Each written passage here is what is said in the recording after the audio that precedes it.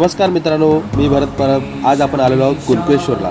कुणकेश्वर हे महाराष्ट्रातील सिंधुदुर्ग जिल्ह्यातील देवगड तालुक्यात अरबी समुद्राच्या किनाऱ्यावर वसलेले एक अत्यंत प्रसिद्ध तीर्थक्षेत्र आहे. दक्षिण कोकणाची काशी म्हणून ओळखल्या जाणाऱ्या या गावाच्या समुद्राच्या लाटांच्या पार्श्वभूमीवर अतिप्राचीन आणि भव्य शिवमंदिर आहे. येथील शिव मंदिर समुद्राच्या किनाऱ्यावर असून मंदिरातील शिवलिंग स्वयंभू मानले जाते. यादवकालीन बांधकाम.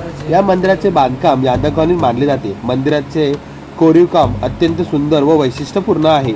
मंदिराच्याच बाजूला अथांग असा समुद्र आणि दुसऱ्या बाजूला घनदाट आंबा व नारळाच्या बागा आहे. यामुळे हे ठिकाण पर्यटकांचे आकर्षणाचे केंद्र आहे.